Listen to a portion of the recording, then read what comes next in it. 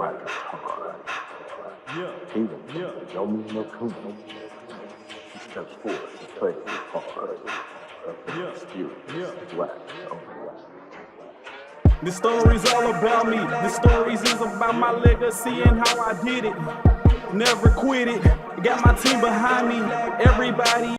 Hey, what's up, everybody? This your boy, the Black Oni, coming at you guys with another podcast. And I also had a man of the hour special guest, my boy, the Immortal Afro, coming in.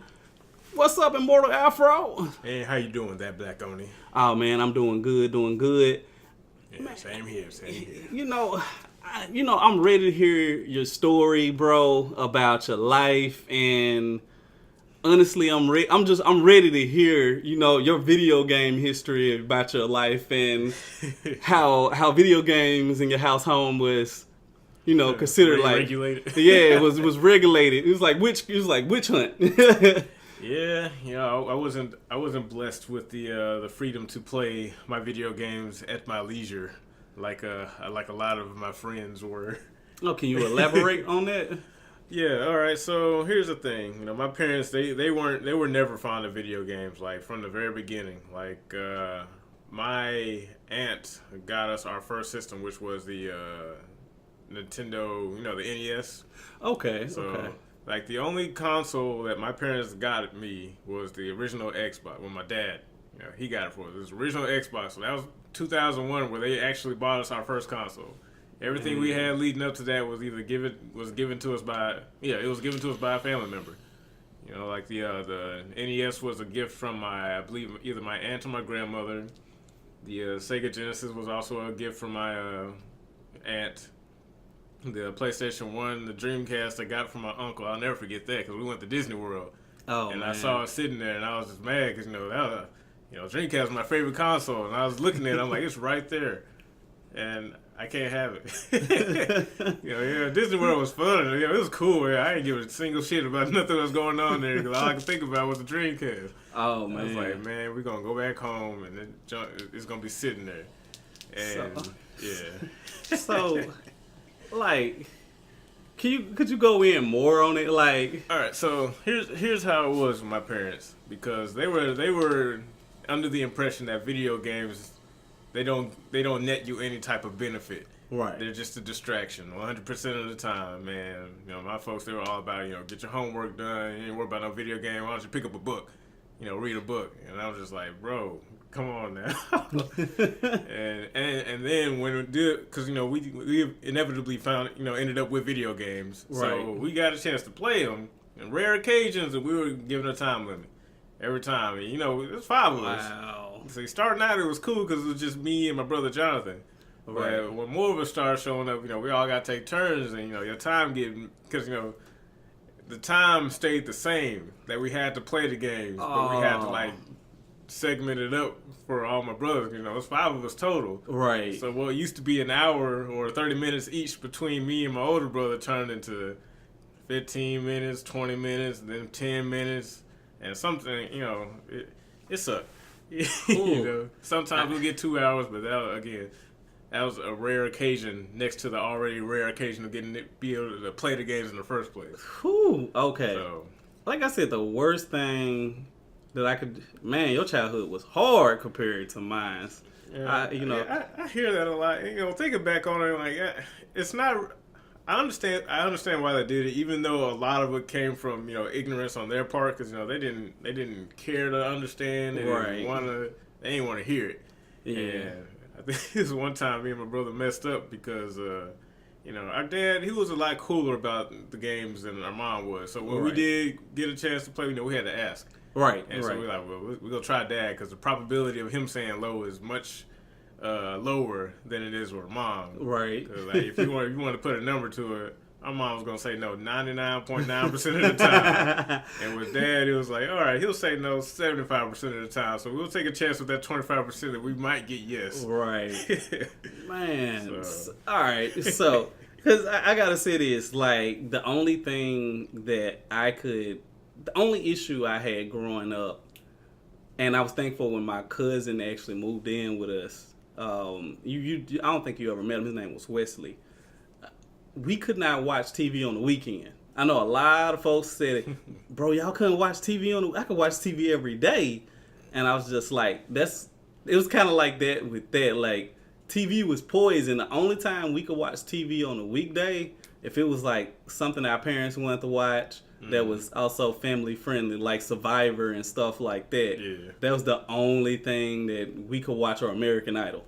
Yeah, something, family show. But video games, now weekend. Oh man, we could play the PlayStation 1 24/7, no issues. But when it came to weekdays, where school was involved, oh no, bro. That sounded like it would have been better, because every day was a school day for us. Even the weekend, the farthest we get was watching TV. But we don't care about TV. We want to play something. So that's why for the longest time me and my brother. Right. Well, we started developing some sneaky tactics. My parents, we recognize their work schedule. Because when we get off school, get home before they do. Right. And then we start calculating, all right, for the first week, we're going to see how long it takes them to get home. We got to search the room and see if we can find it. Because, they don't just put it in there, so they hide it. And, that stuff started getting, real intricate. Because, when they were catching us with it, they'll start learning about how the system works. So they'll have the system one place and the power cable somewhere else. And it's like, damn. For real? Did they have it folded up a special way? Because, no joke, when I was growing up, and in 6th grade, I had to be, the worst child ever. So, in 6th grade, I remember getting, it was a little bit before 6th grade, but I remember them taking the system away. And I would go in the room, I would get the system, but they would have, the actual power cord folded a certain way that I could not remimic. Oh yeah, how it was folded so they don't know that you got it. Exactly, and it was just my mom would count how she would fold a rubber band on there, and I wouldn't pay no attention to them. Just oh shit, they're back too quick, and I started folding it back up, and I threw it in there, and ended up just getting my ass beat because I would never ever count it. And I was wondering, I'm like, man, how is she catching me? And, later on, I ended up finding out that she folded it a different type of way than I would. And she could count out, okay, I did it in a row of 8. If he does this, he most likely going to end up breaking the band by doing this. And I would fuck it up every single time. So I thought that was always kind of hilarious. Yeah. Thinking back on it was crazy. Man. Yeah, it was sad. This part sad, but... That whole experience, it really helped me become a criminal. Because man, it was literally a game of wits between me and my parents, me and my older brother. I remember one time, it was so funny, so this is when we had the Xbox, so we loved that thing, because, everything we had on it, our dad, he was pretty cool, he let us play Mortal Kombat, we not even close to, 17 at this point. Right. Dad trusted us enough to know that we ain't about to do nothing crazy. Yeah.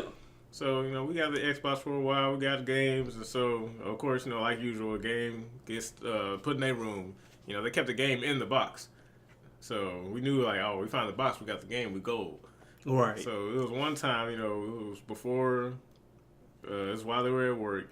And, so me and my brother, we grabbed it and took it upstairs. We were having fun. And it was one way we knew that when they would get home, because we had a garage, and you could hear the garage. Yeah, bro. I'm not even finna lie to you. Okay. I got a story for that, too. So, if I wanted to get on the computer back in the day, and it was just, honestly, play video games on computer, and this was, when, you had storytelling games on there. Mm-hmm. When I first came home, no homework did. I would just, A1, I'm dead serious. I would do this every single time. But when I heard that, I'm freaking out. Yeah. You got so much to you have to press the button to get the game out. Sometimes the drive will lock up, bro. You're like, well, come on. I'm panicking one time. This is a true story. So I'm panicking trying to get the game disc out. I got to jump down a flight of stairs too. Oh yeah, that was the same thing. We were upstairs when it happened. Yes. So I'm freaking out and stuff. You hear, and I remember it was just one day I said, man, fuck it, I'm gonna jump off the balcony side. That was the worst decision of my life. I almost ended up knocking myself out. And so I remember I'm sitting in the living room, like looking down at the ground because I just busted my nose open. And I had, my lie was I slipped and hit my face because I was getting a drink of water because I still had my cup. That was always my bad cup. If I didn't make it downstairs, I could run to that cup and was just like I'm drinking water or something. But I ended up slipping, busting my face, and I said I had slipped and bust my face after I was trying to get a cup of water. So I'm up here like bleeding out and everything. My dad was just like, "What were you doing?" Being stupid, man, being stupid, and never got caught until one day. The system I'm talking about. They knew my game stayed in the cases. Yeah. And they would check this too, just to make sure. So you lying? Yeah, and it was one day I couldn't get it out, so I was like, "The hell with it!" I just hit the power button and turn it off. And I run downstairs and just lay in the bed acting like I've been doing my homework the whole time. Notebook out like, oh yeah. And that was like the worst mistake of my life. So I remember my dad saying, "Hey, I noticed your game in there," and I was playing because my dad plays like the dominoes on Yahoo and all that stuff when Yahoo was big. And he was just like, I noticed your game was in there. And he said, I could have sworn I checked because I had my music CD in there, but I found my music CD in your case. I'm like, maybe you swapped them out. I'm not sure. Trying to play. Yeah, I'm trying to play the mind game with him and all of that stuff at this point. And I'm like, A1 freaking out, like, I hope he falls for it. Please fall for it. And it just got to that point where he was just like, oh, okay. And like, it's Friday and I get grounded out of nowhere. I'm just like, this isn't fair. And he was just like, he's like, I know you lied to me. And I was just like, when you get caught, you try to keep the lie golden. When they just know you, like, now what do I do? Yeah, man. He whooped me for that crap, bro. Like, cause I was just like, no, man, I'm playing my game. He was like, okay, go ahead and play your game. I'm thinking I'm grown. I'm like, I'm playing my game. And I just took that L and got that whooping, bro. That was the stupidest decision of my life. Like, I never did that with my parents because, like, it didn't take much for, like, because my older brother, he was the benchmark. Because, he made all the mistakes, and seeing him get whooped for it, I didn't do it. Because I was like, man, like, I remember one time we got into an argument. This dude was like, yeah, you little goody two-shoes. I'm like, whatever, my ass ain't red hot. Getting my ass whooped every 10 minutes for doing something. Like, hey, that ain't me. Like, I ain't like getting whoopings. They hurt. Man, I'm going to say this, though. Like, out of the whole entire time of existence, I only got a whooping 5 times by my pops. And they were all the worst whoopings of my life. Like, my mom, I can't count how many times she whooped me. But my dad, I can truly tell you, he probably whooped me 5 times out of his whole entire life. And it was always for something stupid. I'd be doing something like extra stupid. That's what made it even more hilarious. Like, business. I had no business doing. Like, when I challenged him thinking that, like, cause the reason was I had this friend named Clay. And the way he talked to his parents, you growing up, there's a level. This is like when, and not to sound racist and stuff, my friend Clay was white, all right? I already know where this is going. And I had that same friend. His name wasn't Clay, but he was white. and I'm like, man, he's standing up to his parents. And like, this is before Vine or anything else, because if I was younger and someone would have warned me about it, I would have never did it. So I'm like, maybe if I talk to my parents like an adult, they'll respect me more. That was the worst decision of my life. Worst decision of my life. But, you got anything else you want to bring up on that? Yeah. That's a good story. Well, yeah, like, I think it was one. Yeah, my friends. Ooh, when I met y'all. y'all were my saviors. And I was like, man, I ain't got to sneak the game no more. These folks so cool, they'll let me borrow their game. Bro, all right. So, like, when I met y'all, I was so happy. It's like, I was, to me, I'm thinking the game consoles are, like, so special. And, I'm like, man, there's no way they let me borrow it. And Ryan was like, yeah, man, you can borrow my GameCube. Yeah, man, you can borrow my PS2. Yeah, man, you go like, whoa, what's wrong with you? I ain't gonna question it. I am just be grateful for this opportunity to finally get some game. And then y'all showed me about the card. Oh yeah, the swap magic and all of that. That was a magical time. Yes, like people don't understand, and for folks who don't understand what a swap card is, it gave you the option to play bootleg games, and it also gave you the option to actually play Japanese imports. And we used it mostly for Japanese imports instead of bootlegs. But when somebody tricked you online and you had a bootleg, you didn't really take a L for it because it was probably a game you couldn't get. Yeah. So it was a wonderful thing that we was able to do that, and it was a whole magical era when that came out. It just blew my mind. I'm like, so this game don't come out for another year over here? I was like, wow, I'm playing the future. Like that's how I felt. Because I didn't understand how, release dates and stuff worked back then. I just thought, like, if it come out over here, we ain't getting it. Yeah, and I thought one cool thing, like, how everybody, and I know I'm going to say his name wrong, but Naruto, like how... Naruto. Like, when that game came out, over there, they already had, like, the Hokages on the PlayStation 2 game. You didn't see them until like PS3 and stuff like that. Like, was it towards the end of the life of PS3, really? And all of the moves and stuff you see now, with literally in the game. Man. So you gotta imagine. I'm just like, when I see the Hokage, the first Hokage, the second Hokage, and the third Hokage got like group battles and stuff like that. Like, I already experienced this on the Japanese version. So yeah, it wasn't anything like. Like me being like thinking about a video game how they are now because I was already a step ahead of that. Yeah. So like I said, like for me that was magical. Like, I'm gonna tell you another thing that you probably gonna think is really pathetic. What's that? Because we didn't get to play games that much, but me and my brothers, we found a way around it. And remember, you got to plug these games up to the VCR and stuff and to get Channel 3. Right. Bro, we got blank tapes and we recorded us playing the game for as long as we could, so we can go back and watch it if we couldn't play the game, so we could watch the gameplay of what we've been doing, and that would count. That was like, this is good enough. You know what? No, I can't actually shame you for that, and the reason why I can't shame you for that is everybody did that.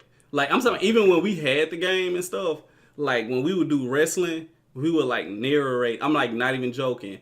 We were like, I think this is like around the time. This is before Day of Reckoning. This is like when Raw versus SmackDown first started doing the games on PlayStation 2. And we were like, oh, coming in the ring, this is Brock Lesnar. We still like hella young when this was happening. And this is when games were actually like really, really good. Yeah. And we would constantly play these games and be like, oh man, slamming into it, and then we'll go over to like one of the other friend houses and show them. It's just like, and they'll be like, oh, like it's a real event and stuff, but it's a game. Yeah. We could have just put the game in and replayed it, but no, we had to do some extra stuff. See, y'all did it as like a fun project. We did it because we didn't have access.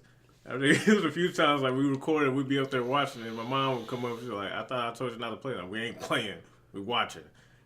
And so she would look at it, she would grin and go back downstairs. I'm like, you evil. That is pure evil, bro. Yeah, that is pure evil. Man, yeah. Y'all that part for some video games. Y'all record it and just sit here and watch it. But that's intelligent though when you really think about it. Like, I actually have to applaud y'all on that. Let me go ahead and get that and let me get the clap in for it, because like dead serious, the reason why I have to applaud y'all for that is because y'all still got y'all outlet, because that's something that y'all played and y'all could go back and experience it. Yeah. So that's pretty dope, man. Like, honestly.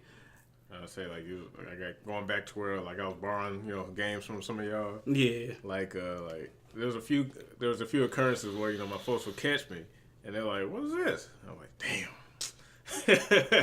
I remember one time, I think it was a GameCube, and I had borrowed it from my friend Ryan. Yeah. And he was like, "We taking it back." I'm like, "Well, at least I ain't getting ass whooping." Because at first he thought probably stole it. But I'm like, my friend let me borrow it. I'm like, man, you must got some nice friends. I'm like, you ain't got no idea. Because I'm gonna bring this jump back to him, and I guarantee you, a few days afterwards, I'm gonna borrow it again. Yeah. He got everything. Yeah. He can't play all these systems at once, so he doing me a favor. But past that, and as bad as all that may sound, like I'm glad my parents, did that to me. Yeah. Because, it taught me, restraint and stuff like that. Of course, like I said, all of it wasn't from a fair perspective. Their view on video games was very uninformed and biased because, they from a different generation. Yeah. So, you know, to them, fun is going outside. I'm like, that was fun too, but I want to play Soul Calibur. Yeah. So, Hey. and Sonic. Hey. Man. So, all right, after all of that happening, like, what was the thing as you became older and you became independent? Ooh, was it like a drug, man, or like? All right, here's the thing. So my parents, like, they had a thing against games because they thought they were addictive, and, you know, of course I call bullshit on that, but they were kind of right. Yeah. But my thing is, like, it was an addiction. I'll admit that much, but it was a controlled addiction. It didn't take over my life to where I was missing work. You know, when I moved out, you know, I've been out ever since. You know, I've never had an issue where I'm like, oh, I can't afford to live nowhere because I keep playing, you know, every game. Like, after I moved out, like, I was so smart dumb with my money. And I say smart dumb, I was smart enough to not get, you know, put on the street. But I was dumb because, you know, the amount of money I was spending on games was ridiculous. Like, one day, like, and this was, you know, years ago. It was when I met my friend Tevin. And, you know, we were hanging out and stuff, and he was like, man, you got a lot of games. And so one day we actually sat there, and he was wondering, because, you know, in his head, he's thinking, you bought these used, right? I'm like, no, every game I bought new. I'm like, I don't want no used nothing. I want the brand new disc. I want to pull it out the plastic. Every game, because, you know, I had a 360 at the time, and I was buying games just because. And, you know, it was that bad. Like, I was deprived of games from my, you know, when I was young, and so when I moved out, I'm like, I ain't missing shit. I'm getting it day one. If I can pre-order it, I can. Every game, $60. Right, I went up. Those folks up at GameStop loved me. Man. GameStop made a good chunk of the market off of me alone. And so we sat down and we did a numbers crunch on the cost of all that shit. Man, total made me think twice about, like, you know, maybe this wasn't such a good idea. Like, you know, it's better than doing drugs, but, like, when you look at them, like, man, I could have had a Lambo. hey, that's true. So, but I know I had my dad's friend. He was actually lived in, this is a long time ago. I was still in elementary / middle school when this was going on. And he was a young guy. He was just like, yeah, man, I couldn't afford video games and stuff. And he said, I didn't really have friends who were into video games. But he's like, as I got older and I got my own place, he had, like, no joke, he had the hugest 64 collection I've ever seen in my life. Like, till this day, he's the only physical person I know who had the whole rack. Like, I'm talking about Perfect Dark, all of those games, GoldenEye, every single game he had. I remember he was like, man, if y'all get some 64, because we didn't have a 64. You know, I got a 64 later on, but he would, you know, like, I would always buy games off of folks and sell them double the price to him. Because, you know, you're going to buy it. Yeah, because he was going to buy it. And it was just crazy. I think I had bought, this is when Killer Instinct Gold came, like, when Killer Instinct Gold came out, I had got it for a really good deal. I think I only spent like $15 on a game. Mm-hmm. I ended up selling it to him for like $45. So I flipped video games at that time, and it worked because even with, like, when Fighting Force came out, I had bought the PS1 copy, and then I turned around and bought a 64 copy, and I was like, hey, man, I got that new Fighting Force. And once again, I think I only paid $10 for this Fighting Force. Fighting Force was like $30 at the time. I know he's gonna pay $40 for it. So, hey, man, I got this game, $40. You know, bam, every single time. And he could do that, you know, because I was like, man, how does he have all this money? You know, he's an adult. He has a job. You know, me, I'm hustling, talking folks out of these video games. You know, I felt like Eddie and Eddie. Yeah, I was literally Eddie at that time. Like, I had this grand hustle on gaming and, like, doing bootlegs to a art. Like, I'm like so serious. But, like, do you remember what the number was? The cost, like, like overall, yeah, it was like $4,000. Are you serious? Yeah. I had a lot of games. And this was like, and when we did that crunch, it was after I got a PS3 and stuff too.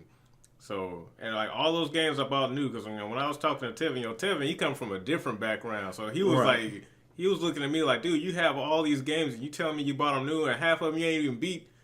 Because this was before I told him that, oh yeah, man, you know, I didn't really get to play them when I was a kid. When I told him that, he's like, it all makes sense now. Yeah, like, that is true. Because I worked at Fed. I had a single apartment. Yeah. So only thing I was buying was a few things of food. It was back when I bought groceries. Right. And the rest of the money, besides my bills, was going to games. Like, my Xbox had too many. If I need to pull up my account. Yeah. Every game you'll see on there, besides the ones that are free downloads or whatever, were bought new. Wow. I didn't download any games. I bought the physical copy. I was the exact same way because I didn't like downloads at the time, and but my thing was, when it was first well, yeah, when PS3 first came out, it wasn't huge at all. Yeah. It was actually folks looked down upon you really more if you did do downloads. It was a waste of money. You couldn't get nothing back off the game, like that type of thing. And I was the weirdo who wanted the book in the case because, man, bro, I still got a shit ton of them cases. I'm still like that. Like dead serious. Like now that I actually can go back and get Dreamcast games, I even come to you sometimes and be like, hey, how is Maka X? What's the rarity on this? And you in Dreamcast. And actually having a lot of these games, you're just like, yeah, man, that's that's a good game to get. And I'm just like, I'm going to get it. Yeah, a lot of them games, like after I got my computer, I traded in like every game I had on my Xbox that I could get on PC. I took to Game Exchange. I think it was one time added up total all the stuff I brought back there was $120 of trading value, which it reduces the price a lot. But I traded in a lot of stuff. And I'm talking. These are it ain't like a lot of those games were the standard game, but some of the games that just because they had a special edition, I got. Mm-hmm. I remember Soul Calibur 5 had this cool collector's edition where they had a cool little book, 10 book. I bought that, and it was what was it? I think. Oh man, okay. So because this is where I started to feel bad about my purchase.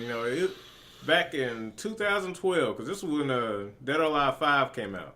Right. Or it was about to come out. It got announced. And, I was the Dead or Alive fanboy. Like, that game was my life. Oh, I remember. I remember. But you were hella cold, though, at Dead or Alive, though. Yeah, but, it was bad because this is how bad it was. Like, I know if people hear, $4,000, you kind of stretch them. Like, you don't understand. Like, some of these games, all right. I don't think I told you this story. No, you have not. That's why I want to hear it. Right, so look, this is how bad it was. I was so prepared to throw money away to get a piece of that game before it came out. And the only way you could do that was if you bought the special edition, full, special version of Ninja Gaiden 3. It had the statue and all that shit. And of course, this was after Tomonobu left. So at that point, I was like, well, it ain't the same Ninja Gaiden. And I wasn't going to buy it until they announced, hey, going to be a demo for Dead or Alive 5 in there. Dude, I bought that game. Didn't touch the game. I bought that whole thing just for the little demo card. And Tevin was looking at me like, bro, you could have got the code offline. And I was looking at him like, what do you mean? He's like, dude, you spent $120 to get access to a fucking demo. I would have whooped your ass. That's what. After he told me that, I was like, well, I got the code now. So, and I played that demo. I did not touch Ninja Gaiden 3 because I didn't care for that game. The only reason that game got bought was for that demo. That's how bad it was. And those were the types of games I was buying. The standard versions of whatever I could get. Right. And if they had a special edition that cost in the hundreds, the 80s, 90s, and hundreds, I bought those too. So man, it was bad, man. Like I was the problem when it comes to the gaming industry. I'm not even gonna lie to you. Dude, I wanted that game that bad, and then on top of that, I bought Dead or Alive 5 6 times. I even bought a console. I did it again. I just thought, you remember the Vita I had? Yeah. The only reason why I bought that is because Dead or Alive was on it. That's the only reason. It wasn't until after where I was like, well, I guess I'll get some games that are for the Vita. Evil companies that are probably gonna listen to this as well. Y'all need to take notes. This guy telling you what you need to do. I made some foolish decisions.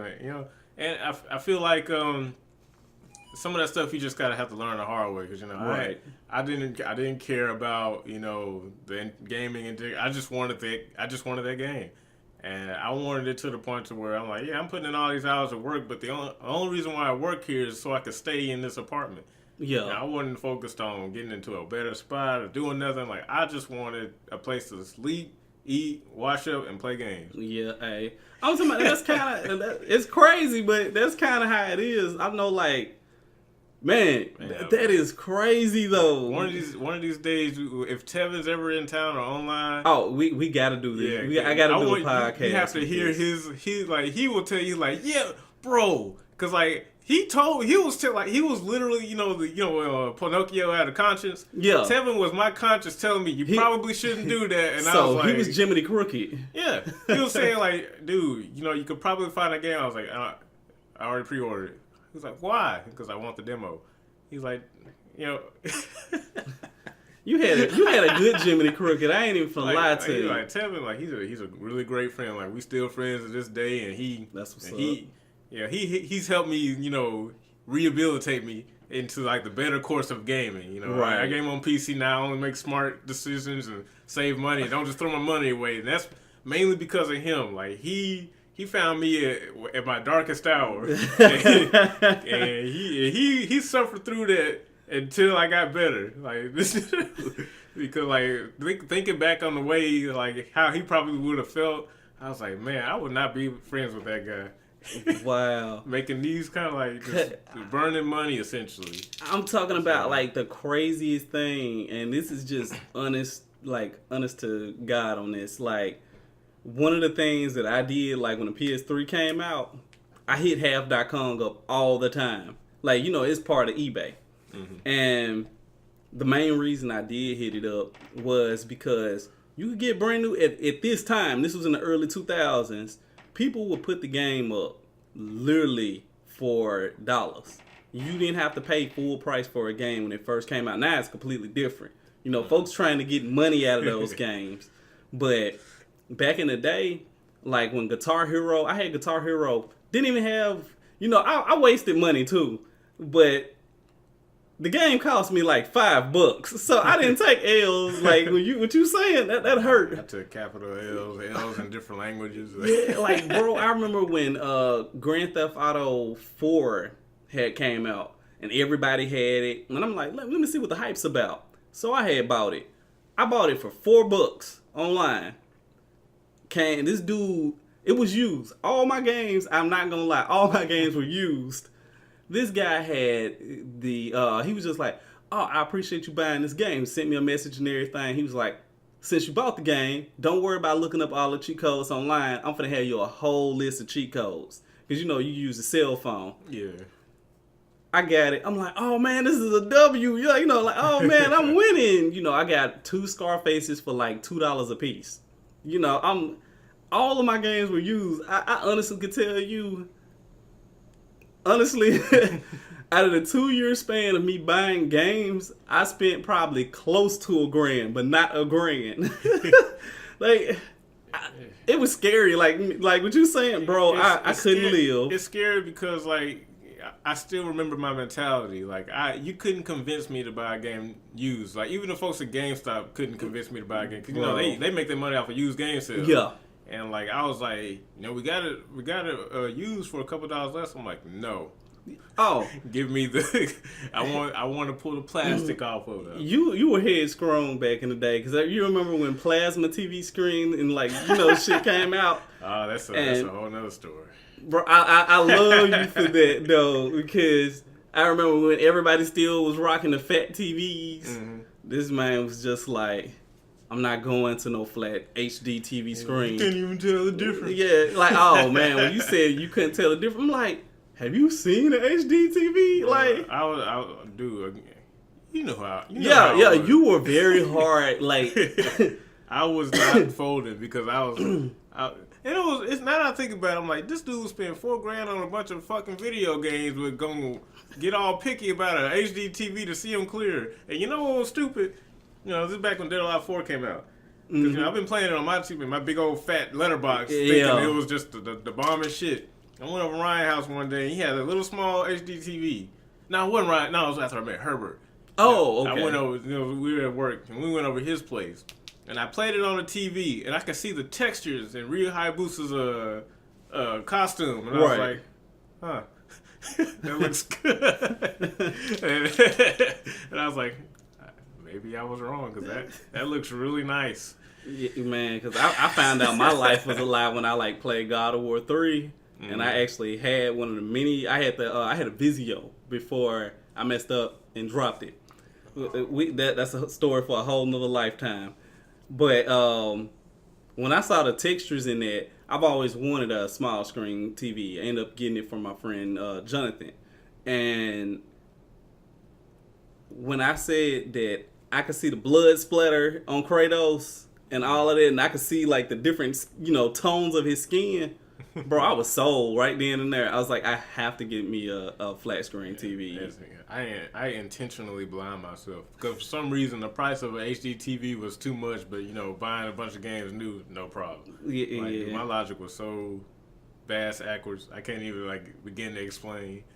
Well, because I knew, like I said, I knew my thought process. Like I can go back and think, and it's just like, man, but how for so long? It's like, man, but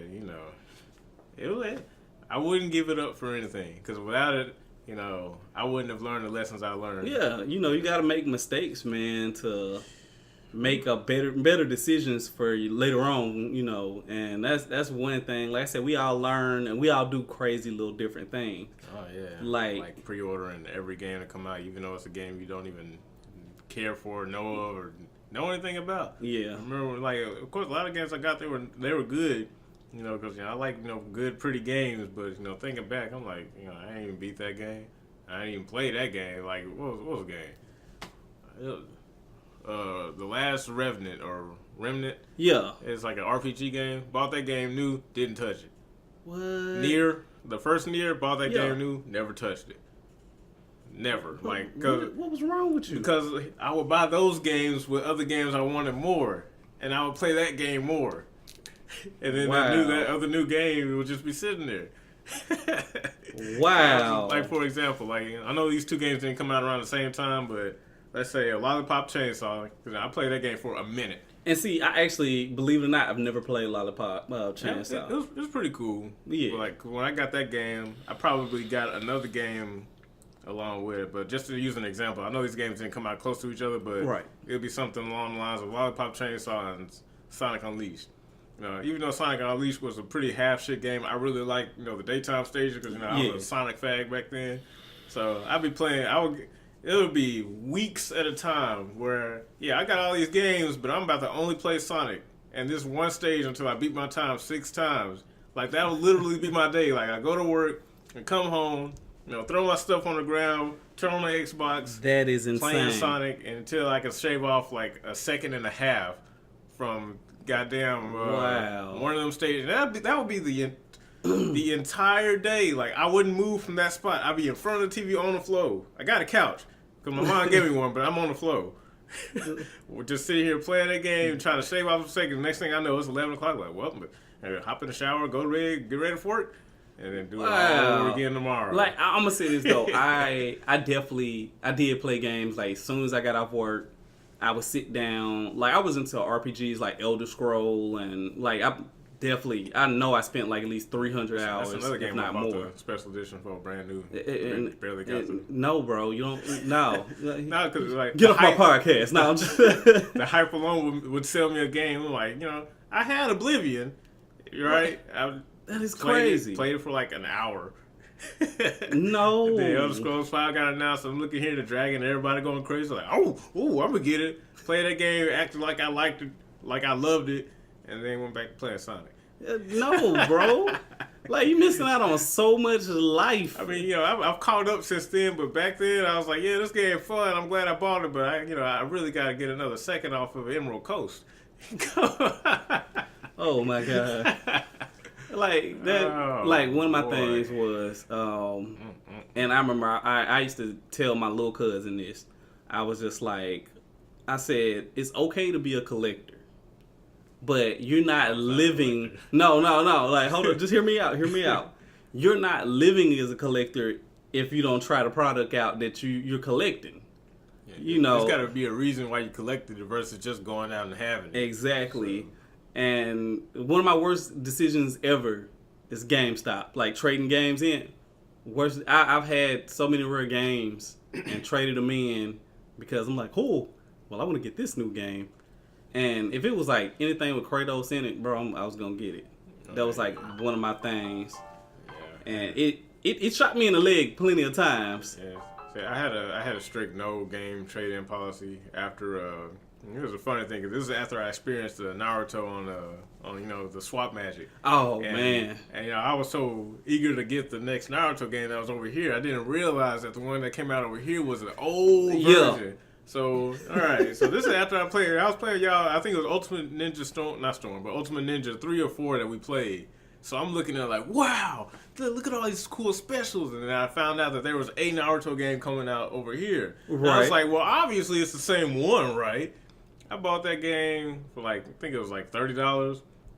Over here running to get home, put it in the PlayStation, jump boot up. I'm like, bro, what? Why does jump look so slow? Like, it's the same game, but it's like slow. Like, the specials are lame. I tried to trade it back in. They would have told me $4. I was like, damn.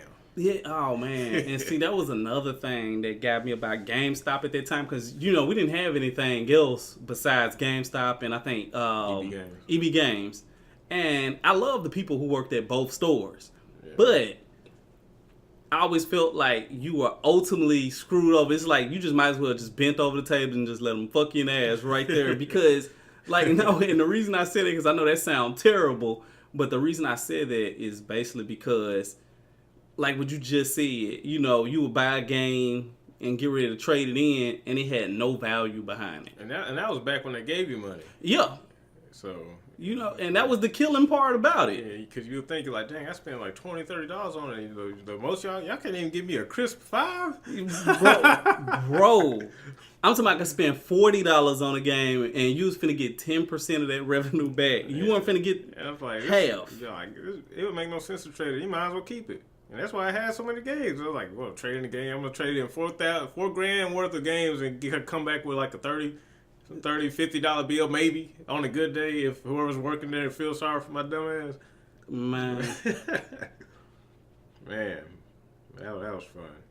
I game on PC now. Now I'm very specific about which games I play and pay attention to how they release and if they're worth a damn and developer history. Yeah. I had done that back then.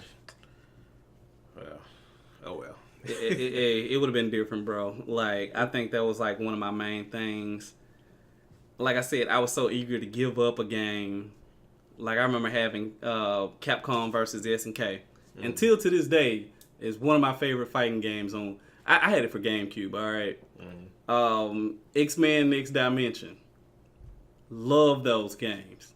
Some of the moves in those games, like shit on, what was it, X-Men Nemesis or Marvel Nemesis. You remember the game that had... the Imperfects. Yeah. Okay. So, I thought that game was badass when I first played it for the first 2 hours. I like... It's funny that you say that because, me and my brothers, we all love that game, but because we could fight each other.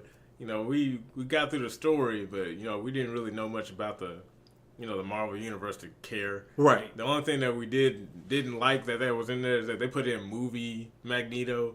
I was like, man, he's this old bastard out here. What to do with the helmet? Whatever. And at least Spider-Man on here. But, yeah, you can go... I miss that game. That game was fun. But I'm gonna say this though. I loved X-Men Next Dimension just because of the simple fact that it had the cartoon characters. I've always hated Cyclops. And I have my good reasons behind hating Cyclops. I tell everybody that. But we're not gonna get into that right now. But his brother, I freaking love. Like his brother, he can absorb the plasma energy and all of that stuff. And it just was really, really cool. Another thing I actually liked too about X-Men Next Dimension was the Bishop. You remember who Bishop was? No idea. Oh, bro, okay. I gotta get that game then. Bishop was he was this buff, huge black guy. and he could absorb energy too, but he transferred his energy through guns. And he had the coolest move because he's setting you up for failure. He would pistol whip you, throw you a gun, and when you got ready to pick the gun up, you can't transfer energy to it. So how can you shoot the gun off? And he's waiting for you. You bend down and pick the gun up, and he knows when you're gonna pick it up, you're gonna try to shoot it off the ground. Mm-hmm. So he's just like, gotcha, and he shoots you right in the face. One of the coolest moves ever in the game. I joke you not. Ford was a Native American. I didn't really like his special. It was kind of offensive to me because he would fall on his knees and he had this thing called spiritual, in which anything he thought of he could make. But the thing was, all of a sudden he turns into where all of his spiritual ancestors come out of him and shoot out like energy. He's never had that move ever. They just did that just because of his Native American background, and I thought that was crazy. You said this X-Men Next Dimension. Yes, bro. I'm gonna get it. We're gonna sit down and actually play it, bro, because it's a W. It's definitely a W type game. Okay. But yeah, I guess you could say that's my story in my childhood. There's a few exceptions throughout that when we'll go visit family and in another city. When we had cousins and had games that we'll spend the night over there. I'm like, well, ain't got to worry about my folks saying no, at least for the next 2 days. We play that game up all night till the next day playing. But yeah, I had a cousin like that because I know my parents kind of got strict on us with video gaming, and it was strange though because as we got older, it was like not okay. We had to wait until like 12 o'clock. So what me and my brother used to do is be sneaky, like just lay in the bed. Like, bro, you want to get up and do something? Nah, man. I'm going to wait until we can turn on the system. So, and it got to the point even we couldn't watch TV on the weekend until like noon. And it made me upset. Until noon, bro. And in the summertime, I think we only had like 4 hours. This is where stuff started to get crazy. I was in 6th grade at this point. And I was like, why am I being punished? It's funny you say that. I'm like, you can noon, that's it. I ain't getting nobody to do nothing. No, like, look, no. I'm talking about it counted the whole week. The weekend we were free. But, like, even in the summertime, you only had until 12 o'clock to 4 o'clock. Then the rest, you just had to read a book or something. You couldn't do nothing. We didn't get that.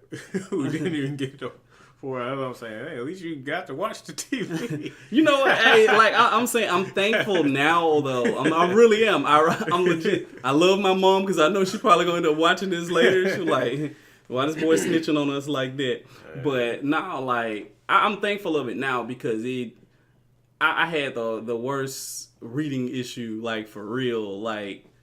Words scrambled themselves. I had dyslexia real bad. And one of the most funniest things was I learned to actually fight that like by playing video games. Yeah. Like, and when you play RPGs, you have to read. And I think it was Lunar 2. Me and my brother had Lunar 2, played it. We fell in love with it just because of the simple fact they had anime cutscenes.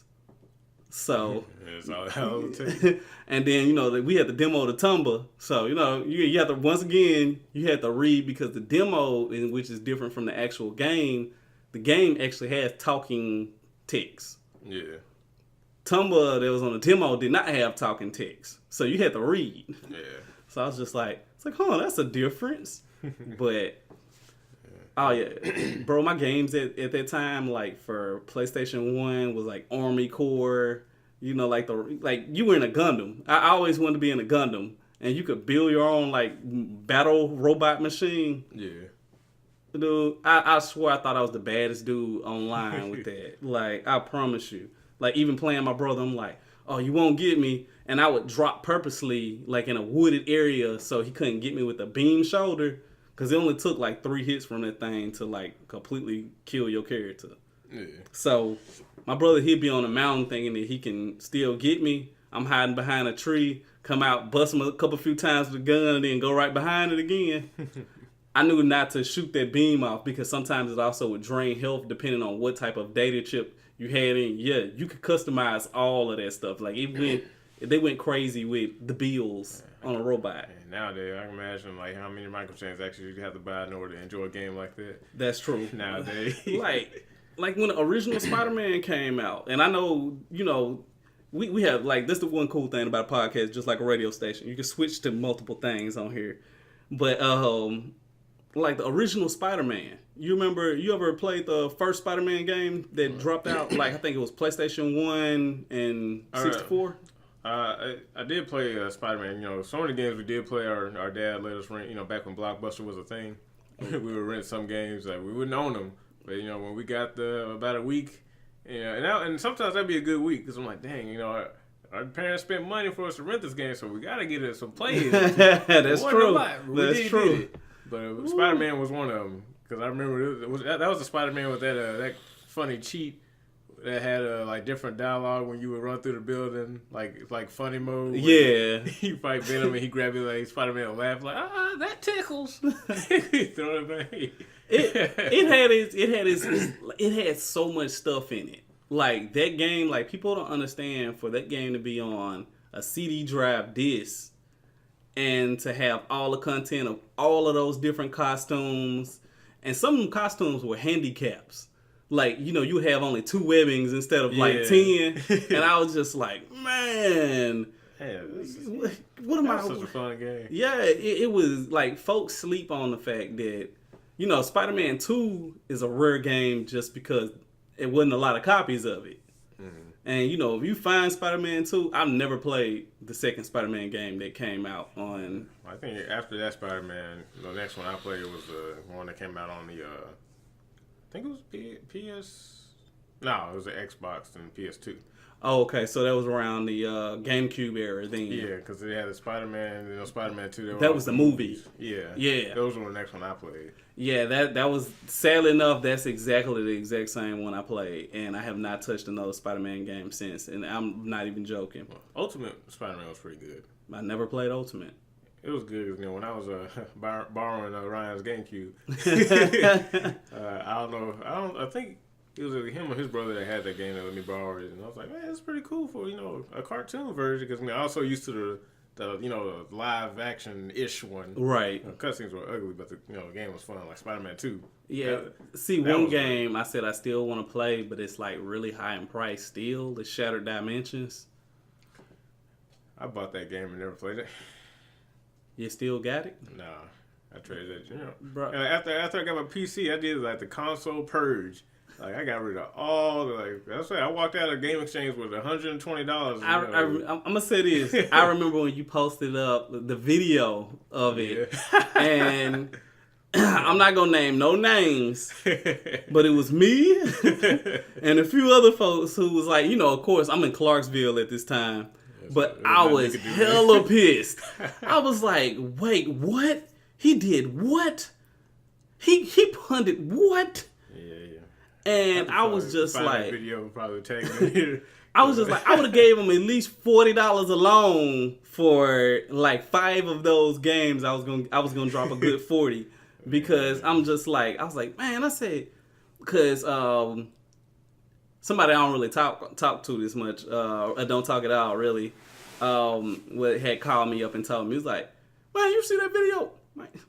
Man, Josh done pissed me off. And I'm like, what'd he do? I'm thinking, you done did something where, you done hit somebody's feels, you done told the truth on them. And so I'm like, oh man, let me hear this story. And then it had nothing to do with that. It was about video games. And I'm like, okay, he didn't trade his whole collection in. Then they said, bro, go to Facebook real quick. Just go to Facebook real quick. And that's when I found out that Immortal Afro gave up his whole, your whole, like 80 to 90% of my console games. Bro. Like, the only ones that stayed were exclusives and games that weren't on PC yet. When I saw you, flipping through the book, and you was like, oh yeah, your boy finna go in and trade these.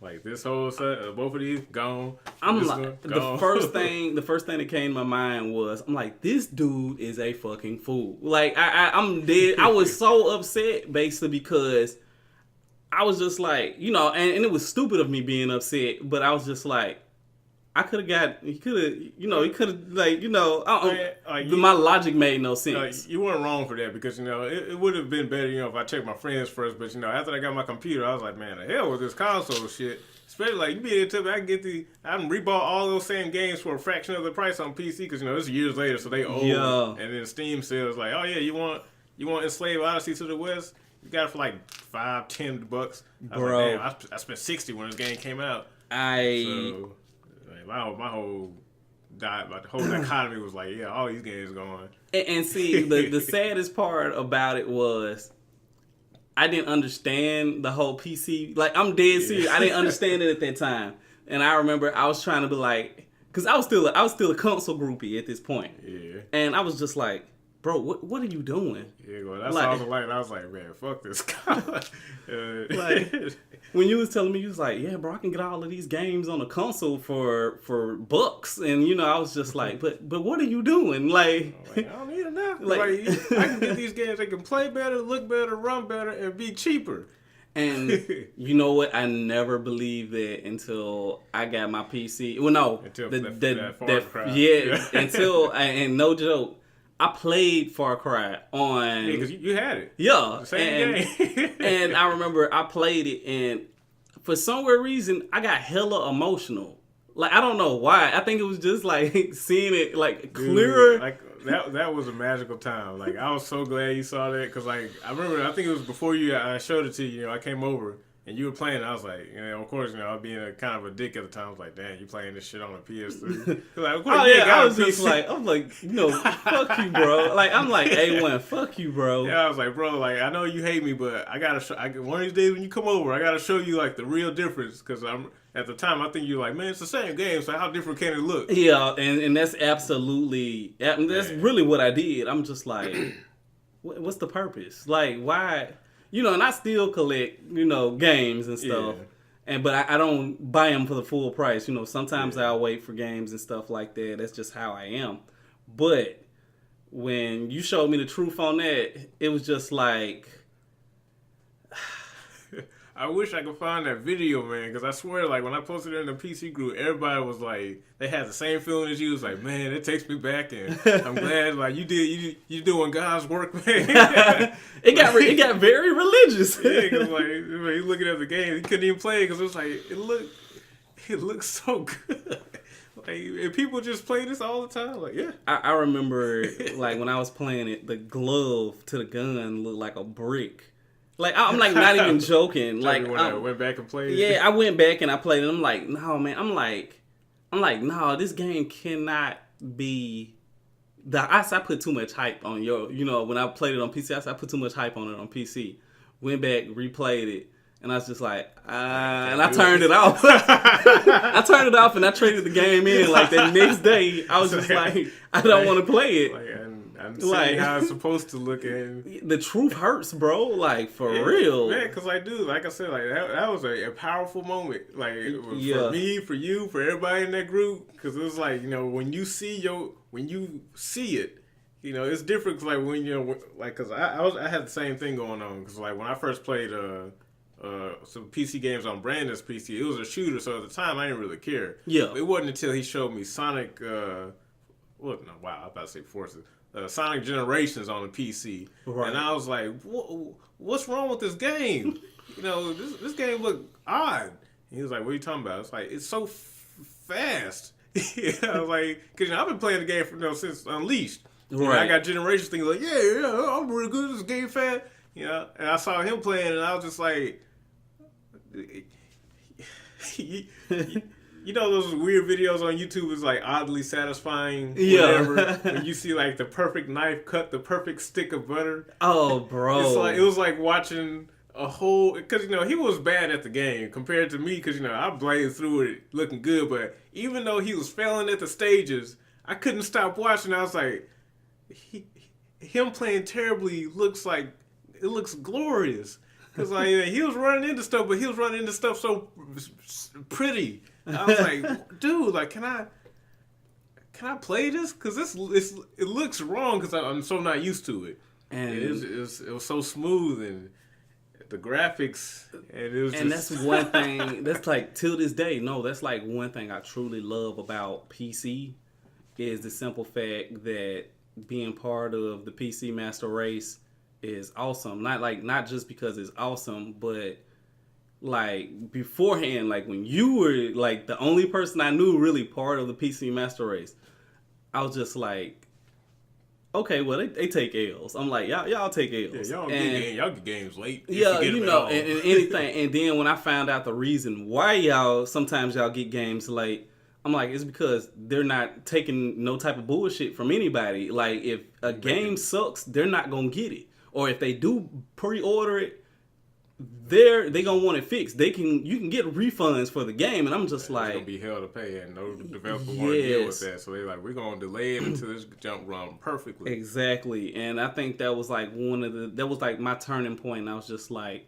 I want a PC, and when I got my PC, I found out so many ways my life was a lie. Like I'm like not even joking. Like I remember I told you, I'm like, bro, I just went back. I'm buying my nostalgia of childhood. I just got Fable Lost Chapters again because I collect old games. I'm a collector of them.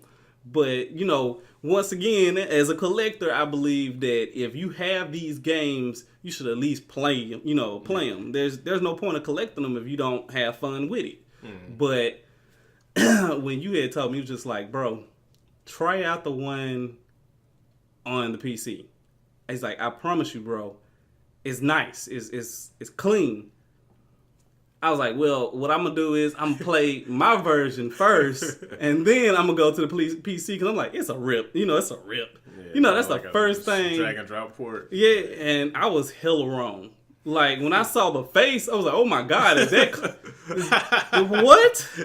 Like I'm dead serious. And like the lip, it's just not like the bottom lip moving and stuff like that. It's like literally. Like the facial expressions are better. Like it was retooled, and it's like and that's why I was so pissed off about the Phantom Dust port on the Xbox One and Windows 10 because I'm like, man, surely it's gonna get that Fable love. And then I saw that, then I saw their excuse. I'm like, it's really hard to care for Microsoft right now. I don't want to turn this to a rip on Microsoft thing, but. When you put something on a PC, there are no bound, even if it's an old game, because, like, you should see Final Fantasy 12. Like, they re-released the International Zodiac Age. Right. Bro, that game is old. I'm talking old. Like, if you go and play the old one, it's like, man, it's my favorite Final Fantasy. Right. But the way they ported that game on to Steam with all the bells and whistles, you'd be like, bro, this game just came out. It still looks like a PS2 game. Right. But it looks like the best newest PS2 game ever. They got the frame rate uncapped, so it runs at 60. So I mean, it's capped, but they got it higher. Yeah. They have the resolution can go up to 4K, and I'm like, man, resolution and stuff wasn't really that big of an issue with the Xbox and the PS2 and the GameCube. Yeah. That didn't become a thing until the 360 where they were aiming for like, okay, HD 720. Yeah. Back then it was like 480i or something. Man. And they got, and it kills me because they got that old game. Final Fantasy 12 is the same console generation as Phantom Dust. Right. The game came out and they got that, and then Fable 2, that was like one of the early Xbox games. Yeah. And they retooled that, made that look good, and they ain't did nothing for Phantom Dust. I'm just like, and I know Phantom Dust is like you and my favorite, top game. That's we do a lot of beef in that game. Yeah. And I always think it's hilarious that I remember when they announced the game. And it was just like, oh man, the game's coming out and stuff like that. And I remember me and you talking about it, and I'm just like, bro, I'm not even gonna lie. I would have bought an Xbox One just for that game. And that's the same thing with me. That's the sad part about it, because I was in Clarksville and like, bro, I already got my money put back for it. Like I was ready. But I was like, I'm gonna buy the Xbox One when the game come out. I'm happy I did that instead of buying it. Yeah. But I was just like, I'm gonna buy this. I was like, I don't care if that's the only game I have on it. Even though that would have been a stupid thing to do. Yeah, it would have been hella dumb, but at the same time, I would have did it. Hey, at least you didn't do it. I did it. Remember that Vita? yeah, that's true. That's true. And it's crazy. It's insane that the things that I have done, because I remember the main reason I bought a PS3 besides, well, this was the only reason at the time. I bought a PS3 because of God of War 3. Like, you see, I can understand that for consoles, because you know the things that sell consoles are exclusives. Yeah. So I feel like, you know, I ain't buy a Vita for an exclusive. I bought it for a game I already owned 4 or 5 times. So you okay? Okay, all right. You well, bought, as long as my logic makes sense, I feel good. There's nowhere else to get God of War. Yeah, that's true. I had that like five times. So what the fuck? So it's like, then you got like a Vita. Like, ain't no one playing this game on a Vita. Like, I don't care. I'm the ultimate Dead or Alive fan. I have it on everything. If they release it on a toaster, I'm gonna go buy a toaster. I actually knew a guy who, and I'm still huge friends with him today, even though we don't talk much. Huge Star Wars fan, and I remember the simple fact when he's a huge Star Wars fan, and I just thought it was a waste of money, but he bought a pancake maker, Star Wars pancake maker, and I was just like, bro, why? Like, you just, you know, get good at art. They had even the silicone ones you could pour the stuff in and just make the shapes.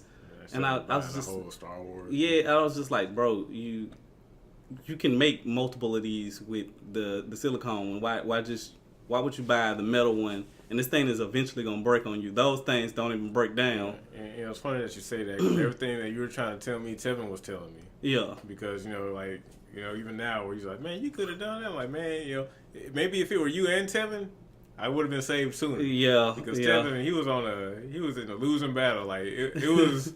But I'm gonna say this though. No, you hid. Not you didn't hide it.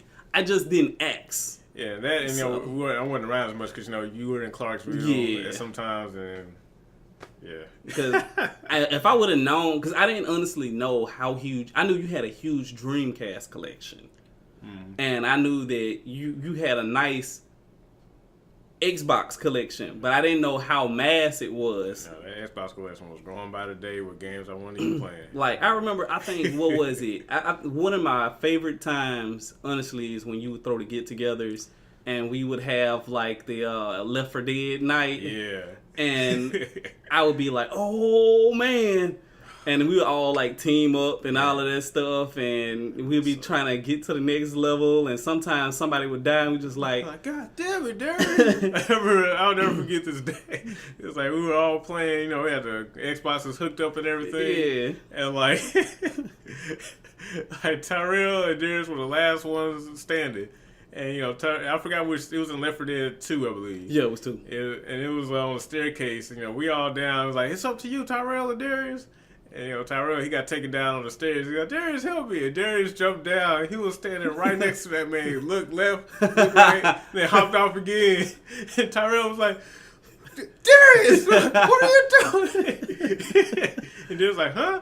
The dude died. I was like, you know, we looking in the spectator screen. I was like, he was right next to you. You could have picked. Bro, that was hilarious. It was a lot of golden moments we had. Yeah, like, get-togethers. I forgot what I called game nights. Yeah, that's what we used to call them.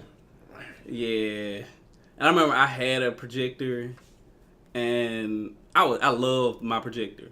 And like for the longest, I kept it a secret that I had a projector because I didn't want folks, because it had a light bulb in it, and I was scared of folks burning the bulb out. Yeah. So what I ended up doing was, I think one of my friends, you know the guy, I'm not gonna bring his name up or anything, but I let him borrow it. He let someone else borrow it. I'm thinking the whole entire time, well, he got it in his closet. He hasn't just played on it. No, it's in someone's trunk cooking. So they're not even knowing it's cooking. Yeah, it's not even knowing that it's cooking, and I'm hanging out with the guy, and I'm just like, hey, where my projector at? This is like a full 6 months later. So summertime to pass, it's been frozen. It's been worn back up. I'm like, all right, so where is it at? And he was like, oh man, I got your projector. How do you get my projector? Oh, what you call, let me borrow it. So the projector has cooked. frozen, cooked. All back out. Yeah, like I'm talking about. So when I got it, when I plugged it up and hit that power button, worst feeling in my life when it like I hear it goes power up, and goes. I was like, what just happened? That was the first. I'm talking about. That was literally the first thing I've ever had in my life electronically that I consider like video game TV that ever blew out on me. Like it messed me up, and I was just like, never again will I ever allow this to happen. You know, like and I felt bad though because it was like games I did have, and I stopped like letting folks borrow certain. It was like you had to become trustworthy. Yeah, see, I wish I did that because I got so bad to the point where I let folks borrow shit and they wouldn't even care. Yeah, because I'm like, I got so many games, I'll just buy it again. And that was one of the things that messed me up because I think I had like 4 games end up missing. I let somebody borrow them, and no joke, this literally happened. They got traded in, and I didn't know until. They were just like, oh man, I was able to get this new game. And I was like, oh man, that's awesome. I was like, what'd you trade in? And they were just like, man, they Clock Tower 3 and pause, wait, what? You had a copy of Clock Tower 3? Now the memory came back, I let them borrow it. And this is also at the same time you could trade in like movies and stuff. Yeah. Trade in 2 of my movies. These are over the sea movies. See, stuff like that will turn you into a villain. Oh, bro, I became a villain. Like I remember, I was buying like video games every week, like $10 video games and stuff, like old school video games. And they were like, "Oh, can I borrow that? Can I borrow the system with it?" And at a time where I would say yes, I just turned my back on them and walked out. Like I'm dead serious. Like I literally would do that. Like I was just like this is just like you said, "Hey, can I borrow a game?" And I'm just like, can I borrow your Pip-Boy edition of Fallout 4? Oh, no, bro. No, you wouldn't. No, you still wouldn't get that today. Like, no, like, I'm so serious. Like, even now, I'm, like, really conscious about a lot of stuff. Like, if it's a collectible, like the Pip-Boy edition or the Game of the Year Pip-Boy edition. If you told me, could you borrow my Pip-Boy? I was slick already be in the mode to fight you just because you asked me that question. How dare you? Like, yeah, I'm like, it's like if I had a white glove on, you would see me taking it off like, bro, what are you doing? I would slap you across the face with and say, don't ever ask me that again and put it back on and walk off. The audacity. Yeah, it was just like the audacity you asked me that question and offended my soul. I had to fight for my honor, for my soul that you just insulted. So, it was a lot of things. Yeah, see, I should have had that mentality because a lot of the games I like, and I felt bad, but I didn't think it would be fair to get mad about it because I had already made peace with the fact that I didn't care. Yeah, I'm talking about, that's completely understandable. But some of the games I only bought one time, and it was just like, I think, when I got back, the final scrawl was when I had got I got a movie back, and it had syrup. I'm not even joking. It had syrup, so that means that not only did you care, not only did you did not care, you had the audacity to turn back around, eat breakfast, and then grab and then I'm talking about not clean it up, but give it straight to me. Yeah, see, I never had that problem in my game. All my games stayed in their case. That's why I was able to get so much money back from Game Exchange because all my stuff was pretty much new. Yeah, like I played most of it, of course I ain't finished it and didn't play it for long, but they were in the case, had the book, because like the folks behind the counter, they were like, "Are you for real, man?" I was like, "Yeah, man, you want the cases?" Because a lot of times, for most of those games, they were like, they didn't really care if you had the case. Yeah. And I still got a ton of cases and boxes in my closet. Just empty cases because I traded the games in because they said they didn't need the cases since they already had them. Right. And I was like, man, And that's awesome though. Mm-hmm. So I'm kind of keeping those for collector, but I don't really have nowhere to put them. So, I can't. I might have to ask you later on what cases you got. The case library, we can go. I got more, even like the Wii games. Like that was another thing. When I had I think it was, I don't want to say it was Chris's Wii. I think I bought my own, but through one of my friends because I know I didn't buy one from the store. Right. But after I got it, I bought a ton of Wii games. I don't know if you remember, but I posted a pic on Facebook, like the floor, it had to be at least 15 Wii games. Yeah. I only touched 2 of them. Are you Sonic serious? Colors. Yeah, Sonic Colors and Mad World. I bought games like Kirby's Epic Yarn, Sin and Punishment, one of the Mario games. All them games. If I were to show you that old picture, because I can find it. It was on my old Facebook profile, so it wouldn't look long. You have to send me that. Mad World, Sonic Colors. Bro, I think I had like overall, like I'm not even joking, I think I had like 30 games on the Wii at one point. And that was Mario Galaxy, Mad World 1, because they didn't have Mad World 2 on there. I had Mario Galaxy 2. Man, see, that hurt my soul. That game did make me dizzy though. But I wish I actually played it. Yeah, you missed out on the experience, bro. Actually, I still got the game now. Like, it's okay. I got the Dolphin emulator. I would emulate it. It's not the same, bro. Nah, anyway. Yeah, that's true too. But no, I got that. I had Mad World. I had No More Heroes 1 and 2. Oh, I did play that too. Yeah, I was a huge fan of No More Heroes. The new one coming out, I'm going to get it. I just, I was a huge collector. And then, the era of me starting to trade games, and then, when your friend give you a game as a gift, the worst way to offend your friend is to trade that game in a year later after you done played it and beat it like 12 times. And I've had this happen where I had friends who just like, hey, yo, man, go ahead and give it back to me because you going to trade it in anyway. And I'm just like, well, if I trade it, it's my game. So if I want to trade it in, let me trade it in. It ain't really fair. If they gave it the game, it ain't like, hey, you borrowing this versus like, this is my gift to you. Yeah. Like, you can do whatever you want with it. Like, and I think what came out of that was when I ended up buying, this is when like Street Fighter 4 had first came out. And I was like, you know what? I just got this game and I got a second copy for free. Let me go ahead and get this game to this guy. It's his birthday. So got him the copy. And like no less than 2 weeks later, he ended up getting a copy to another guy in the group. And I was like, oh man, you got Street Fighter 4 too? He's like, yeah, man, such and such gave it to me. And I'm just like, pause. Huh. I'm like, pause. Did he get another copy? Like, and I was like, hold on. I was like, hey, call him up. Hey, let's play Street Fighter Online. All right, bro. Didn't tell me that he gave it away. I already knew. Yeah, but see if he gonna... I'm being petty, bro. I'm being petty at this point. So I call him up and I'm just like, hey, bro, can you let's go ahead and hop online, because this is when I like got internet in my new crib, and for as long as I didn't have internet, but I got internet in my crib, and I'm just like, yo, man, I got the Wi-Fi and everything set up. Come through. I said, you can either come through or play online. He was like, well, I'm busy right now, so I can play you online. I'm like, all right, let's play one match. I think he truly believed that he had the game and he went searching for it. It's like, bro, I don't know where it's at. I'm like, okay, so that's a lie you're going to tell me, huh? And this is where I became real petty. And so I drove over to the other guy's house. I was like, hey, yo, can I see the game real quick? Damn, and he was just like, yeah, I was petty, bro. I was God mode petty. People don't understand how petty I was.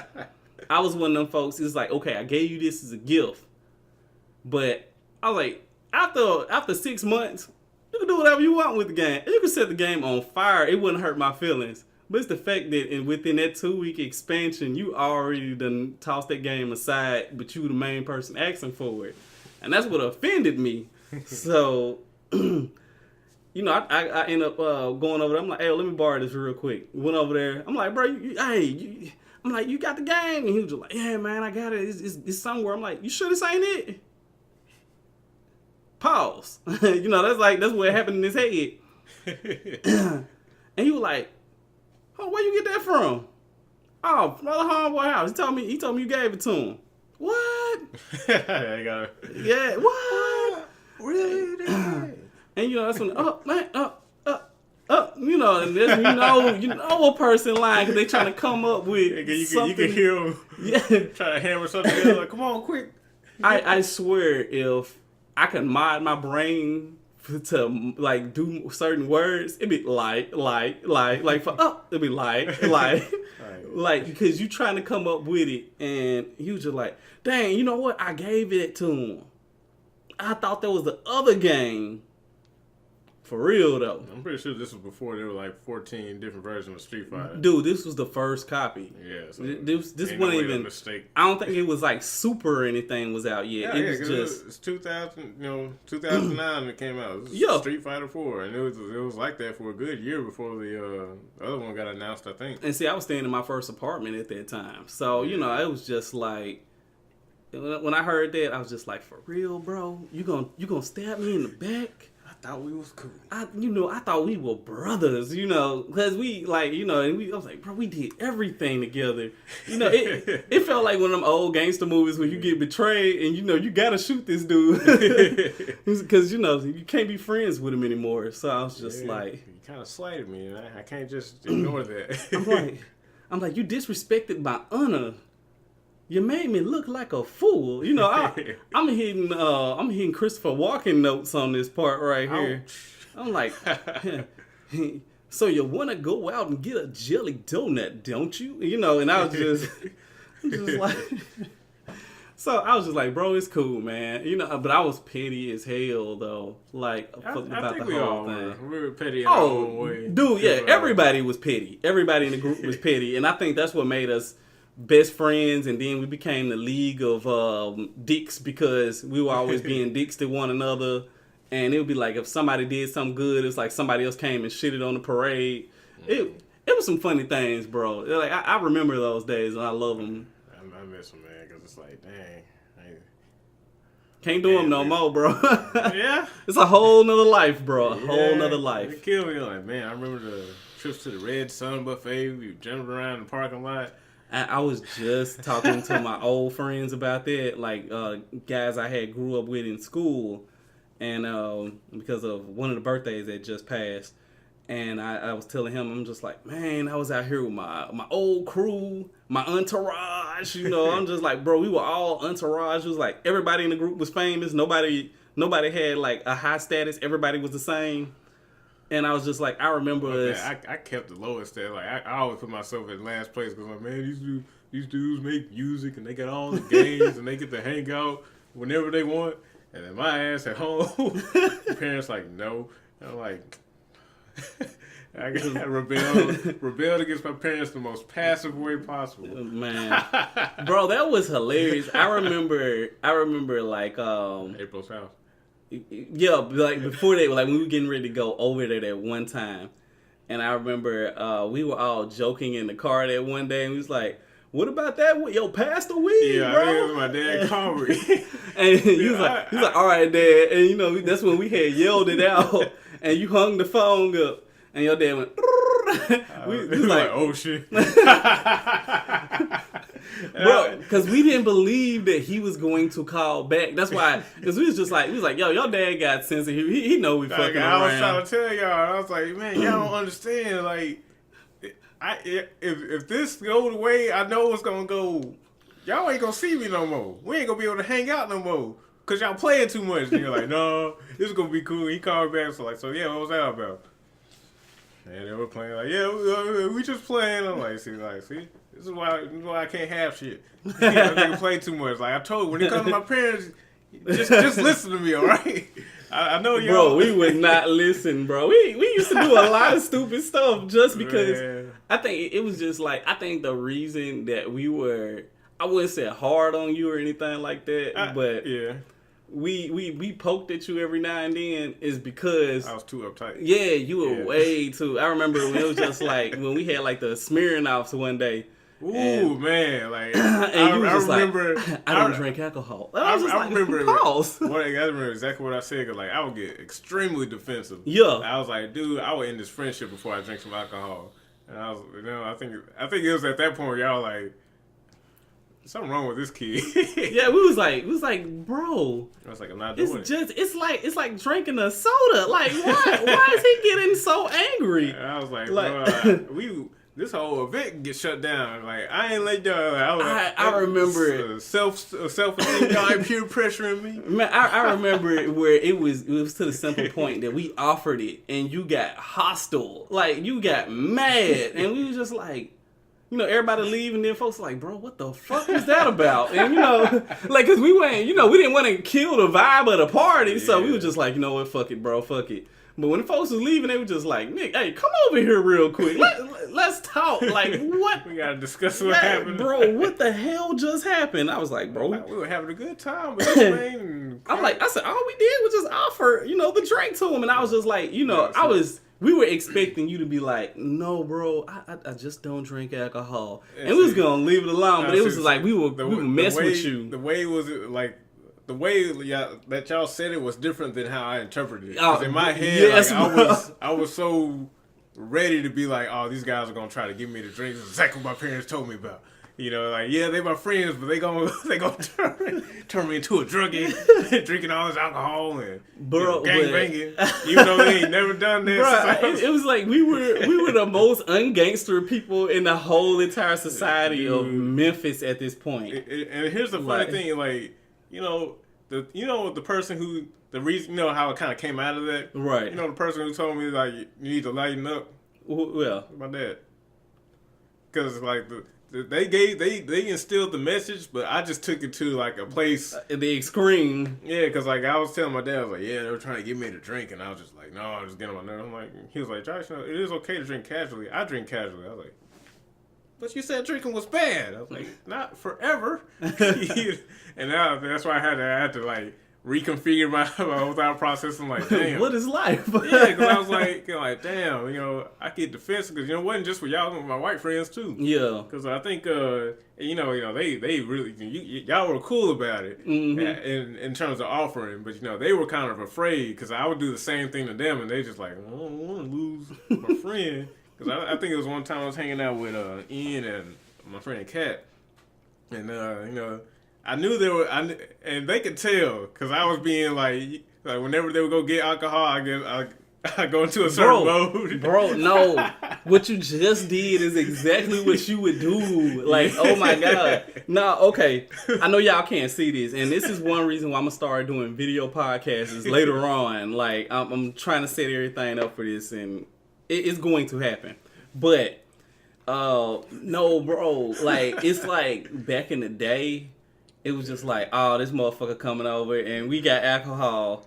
And it was like, when you would pop up, no alcohol was shown. It was just like, we would have the food and stuff out. As soon as it come out. If you were sitting down, you would slump. And I remember, I think I was joking with my brother about that. And I was just like, why is he slumping? And he was just like, what are you talking about? I'm like, no, look at him. Just look at him. I said, next time we bring the alcohol out. And so we threw another party. This is when we were at, we were at Marticello, and I think you still didn't touch alcohol at this time. I ain't drinking until I was 23. Yeah, bro, yeah. So, yeah, we were getting ready to throw the party. And this was when we did the cracker and wine party. Because, we used to just throw crazy ass parties.